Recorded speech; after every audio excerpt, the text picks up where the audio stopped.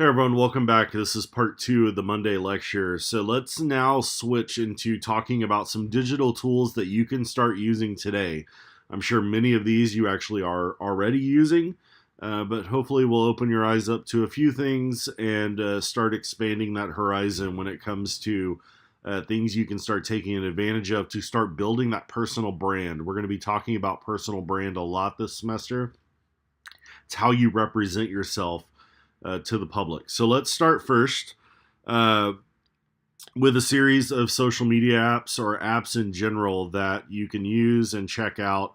And let's start first with Tinder. I'm just kidding. That joke, again, works much better in person. I promise you it kills in person. So just imagine a whole auditorium full of laughter. That was kind of a joke too. No, let's start first with Facebook, and it's become such a dominant platform on social media that it pretty much runs the game. Facebook owns Instagram, so those two combined are so powerful that really they've eclipsed just about every other social network into kind of an other category.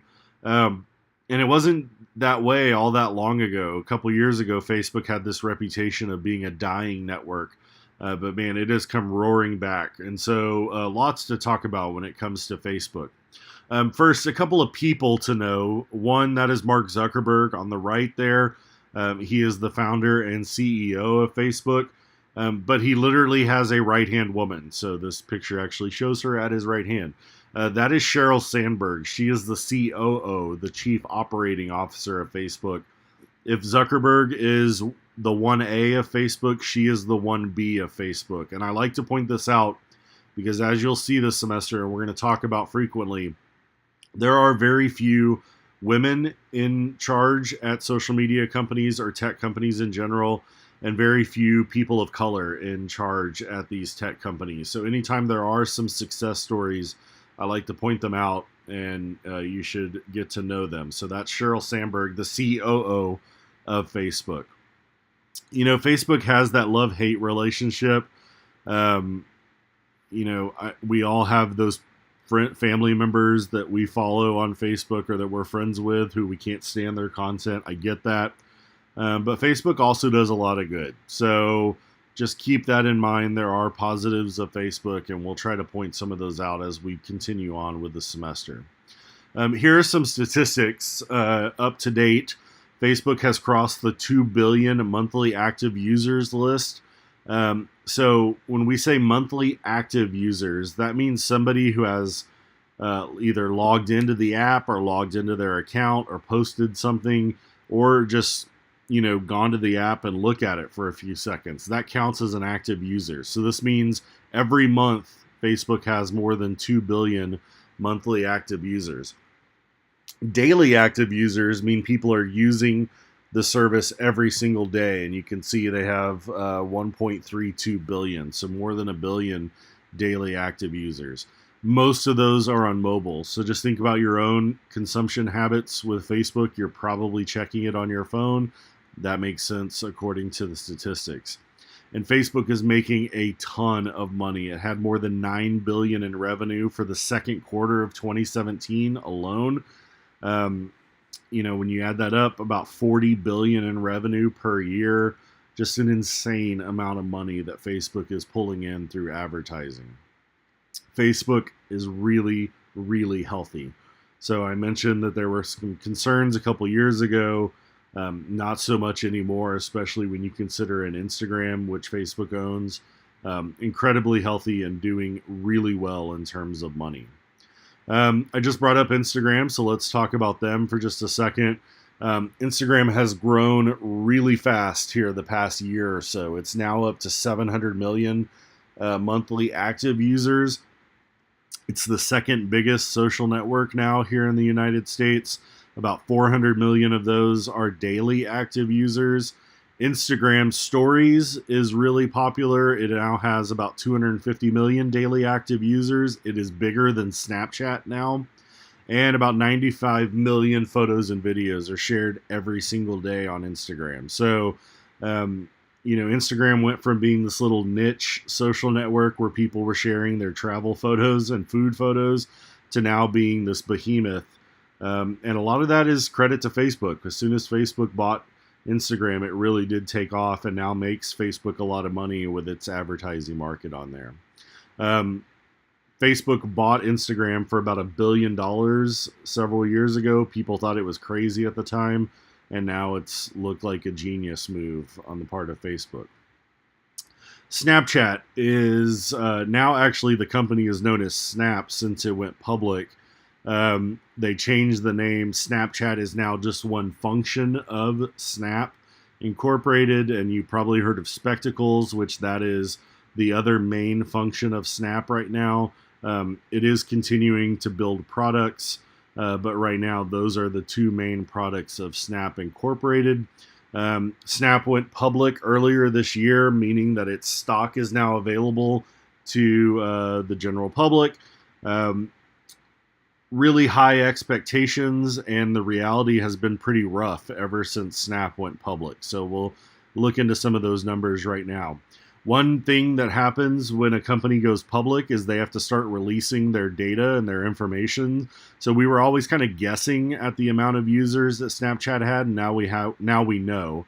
So Snapchat has 173 million daily active users. Remember, Instagram Stories has 250 million. So just that portion of Instagram is much bigger than Snapchat. The average user creates about 20 snaps per day. So just think about your own Snapchat consumption and how much you use it. See if you fall above or below that. 70% of users are younger than 34. So, we tend to think of Snapchat as a really young platform. And of course, it is a really young platform. It's primarily young people. And I mentioned that Snapchat's been Snap has had a rough go of it ever since it went public. It's losing money like crazy. Now, part of this is kind of expected. Snapchat's spending a ton of money as it geared up to go public, and as it is a young company. But it lost almost $500 million just in the second quarter of 2017. So yes, it's bringing in a lot of investment right now.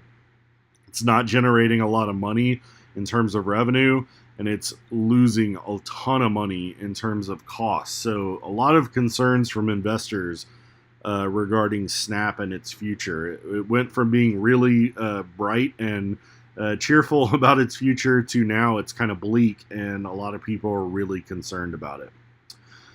We don't often think of YouTube as a social network, but it really does have all the characteristics. So let's talk really briefly about that.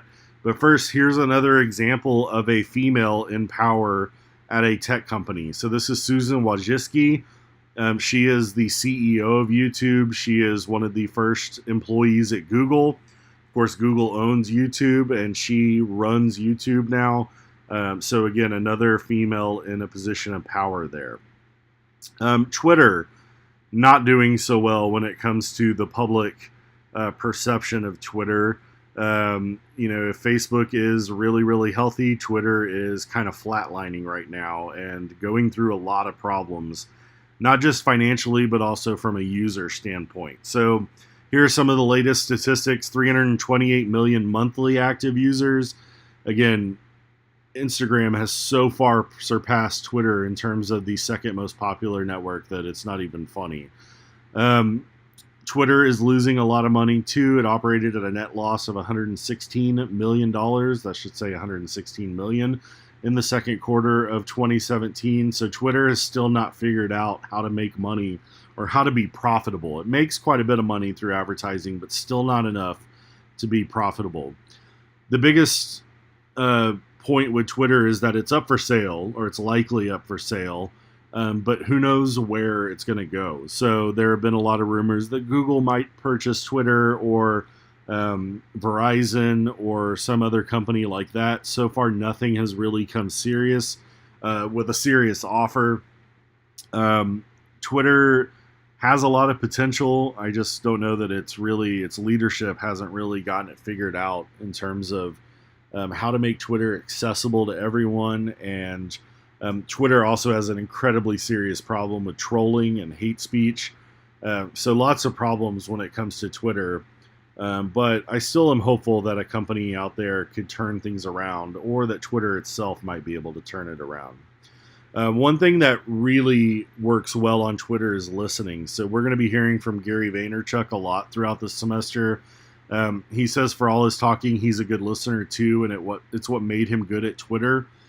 If you can learn how to listen on Twitter, especially from a business standpoint, Twitter is a gold mine in terms of that. So it's one thing we'll be exploring this semester is the different uses of each social network, what they can be really good at, and some of the limitations. Listening is by far the strongest point of Twitter. Speaking of Twitter, a couple of accounts you might want to follow. Here are just some of our faculty on Twitter. John Zamickley, Cindy Royal, Jordan Brown, Sawa Khan, the SJMC account. There's my name, Director Judy Oscom, Professor Kim Fox, the University Star, KTSW. So lots of accounts for you to follow. This is just a few of them to get you started if you're looking for some faculty or media to follow at Texas State. And then I like sharing just some of my favorite media accounts. I follow the New York Times. I have this love-hate relationship with CNN, but I do still follow them. The Washington Post has great content, and we'll talk about them here again in just a second. I just mentioned Gary Vaynerchuk. If you want to follow him, he's at Gary V. Wired is a tech magazine that's really great. My friend Lori Siegel is a tech reporter at CNN. She's great. Jack Dorsey is the CEO and one of the founders of Twitter. So he's got the cool username of just Jack.